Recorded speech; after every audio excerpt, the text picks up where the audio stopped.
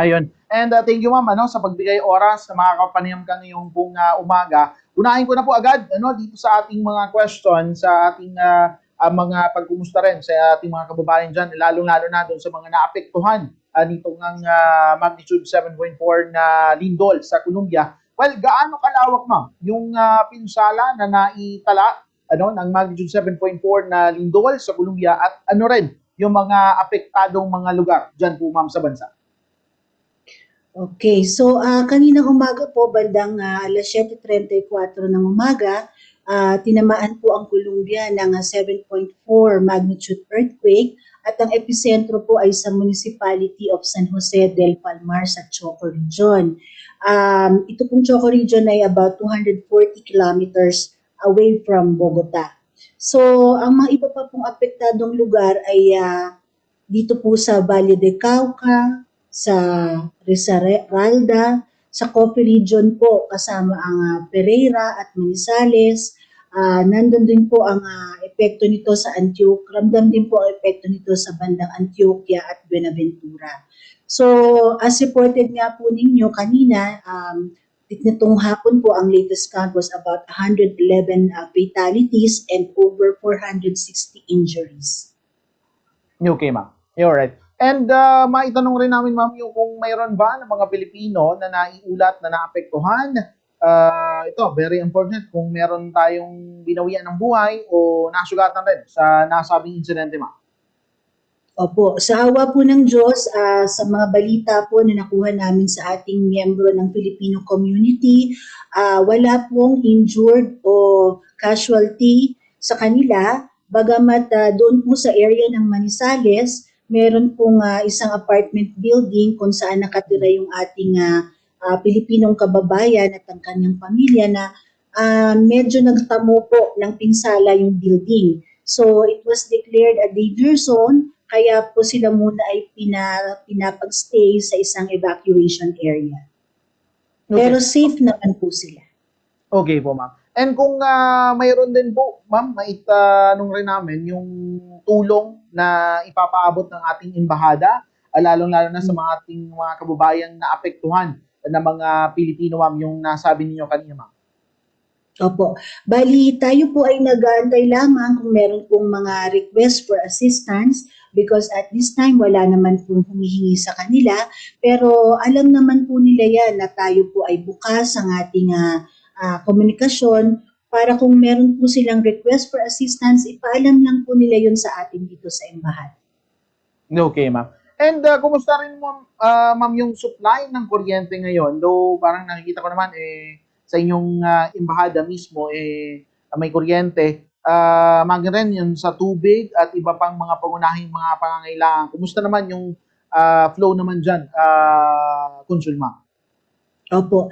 Bali, nung naglindol po, habang naglilindol at saka immediately after, nagkaroon po ng merong mga interruptions daan sa internet at sa kuryente, pero mabilis naman po yung naibalik. So, ang bilis po kasi systems recovery nila was about 99% kaagad kaninang umaga sa kuryente.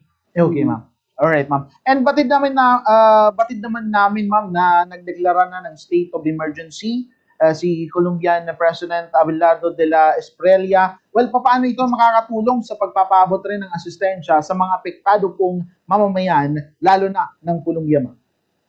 Opo. So, mabilis po talaga sila kanina. Nagpa-deploy na po kaagad si President Espriella ng kanyang tinatawag na Unified Command Post at nag-send na po siya ng mga search and rescue team sa mga lugar po na talagang medyo napinsala at yung mga local government authorities po ay talaga naman po very active sila para tugunan yung mga pangangailangan ng mga lalong-lalo na po dun sa talagang apektadong mga lugar.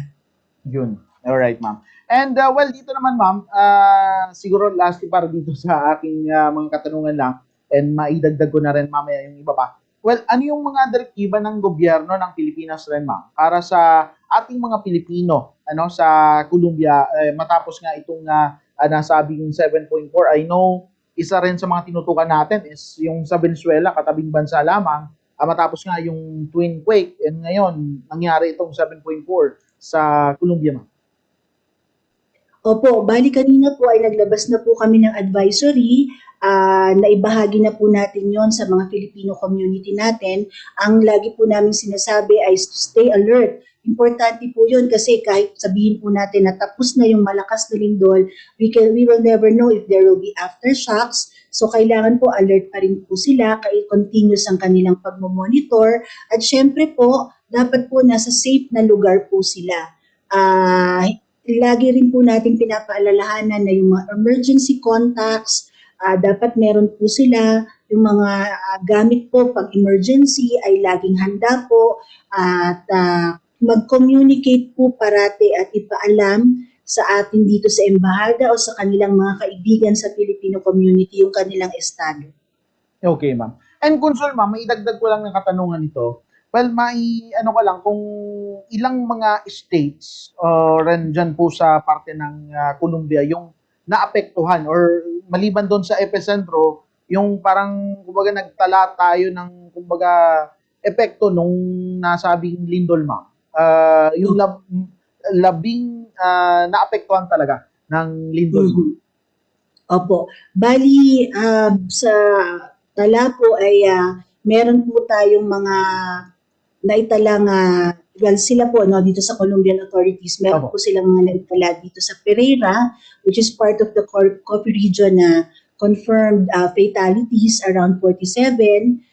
Sa Valle de Cauca, meron pong 42. Sa region ng Choco, meron din po na multiple fatalities. Sa Calcadas, which is in Manizales area, part din po yan ng Coffee region, meron na pong naitalang 3 fatalities. Sa Antioquia and Buenaventura, meron na pong 1. And dito, ma'am, maitanong ko na rin kung halos ilan pa yung mga tinututukan na still missing, ma'am, kung meron ng may official or yung counts sa parte ng gobyerno ng Colombia na still hinahanap pa nila, ma'am, doon sa mga nagbagsakang debris. Opo, bale actually sir, continuous efforts po talaga yung search and rescue nila eh. So, we cannot determine at this time kung ilan po ba talaga yan, pero ang maganda lang po sa Colombia is napakaaga po nung kanilang search and rescue efforts na deploy kaninang umaga. Okay. All right, ma'am. And ngayon, ma'am, kumbaga nagpapatuloy pa rin yung ating yung search and rescue operation and maging rin yung retrieval kasi halos ang minsan kadalasan pag retrieval in the next hours kasi still ang kumbaga kino-consider pa rin na buhay pa yung ating mga kababayan or lalo na yung mga residente nila dyan, mga Colombian resident dyan, ma'am. Yes po, tuloy-tuloy po ang Colombia. In fact, may mga mayors po na sila po talaga nasa labas. Sumasama po sila dun sa search and rescue efforts ng kanilang mga teams. Okay, ma'am. And dito, ma'am, sa parte ng Colombian government, ano ba ito? May mga pauna na silang assistance doon sa mga nauna kong naitanong, ma'am, paunang assistance dun sa mga naapektuhan and katulad nung dito sa Pilipinas or katulad rin ng sa Venezuela, yung may parang mga camp na nilalagay para doon muna yung ating mga kababayan and mga residente po nila dyan na kumbaga yung trauma nandun pa rin, ma'am, lalo na yung nakaraan pang sa Venezuela. Opo, kasama po dito sa kanilang ginawang Unified Command Post, yun pong search and rescue operations at dyan din po yung pagbibigay ng immediate assistance dun po sa mga apektadong lugar. Okay. Alright, ma'am. And siguro, ma'am, ano na lang yung ating maibibigay pa na ragdagang mga impormasyon para sa ating mga kababayan dito, lalo na sa amin areas of responsibility dito rin sa Bicol region, ma'am, Judy, and kumbaga yung syempre yung yung katakot na yung ating mga kababayan rin nasa mabuti naman palang kalagayan. Ma'am, sige po. Opo, bali salamat po dyan sa oportunidad na masabi namin ito.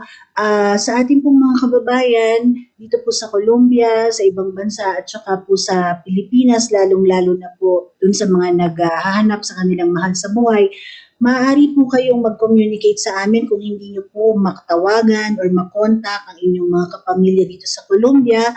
Ang ating pong linya ng telepono via WhatsApp ay +57 314-299-8808. Maaari din pong mag-email sa bogota.pe@dfa.gov.ph. At para po sa ating mga advisories, makikita niyo po yan sa aming social media pages sa Facebook at sa Instagram. Gayon din po sa ating website na bogotape.org. At yung pong ating mga kababayan dito sa Colombia, nananawagan po kami doon sa mga hindi pa po nagre-register sa atin kasi today po actually na pag-alaman po namin, nakakuha po kami ng information na may mga bagong dating dito sa Colombia. So wala pa po yan sa database natin, na idagdag po natin sila today. Pero kung meron pa po ng mga hindi pa po nakikipag-ugnayan sa embahada, nakikiusap po kami na magrehistro po kayo, mag-send kayo ng message sa amin para po ma-include namin kayo sa ating database. Salamat po. Yeah, alright, ma'am. And ma'am, maidagdag ko lang ito kasi hindi ko nasali sa una kong mga question. Well, yung sa parte ng gaano kalayo yung ating embahada, ma'am, dun sa mismong naapektuhan nitong nasabing lindol, ma'am. Opo. Ang Bogota po ay about 240 kilometers away from Choco. Pero malakas po talaga. So, ramdam na ramdam po namin kaninang umaga yung lindol. Opo. Pero wala naman tayo dyan, ma'am, na itala na kumbaga any damage sa ating kinalalagyan, ma'am, lalo-lalo na sa ating embahada. Opo, wala po.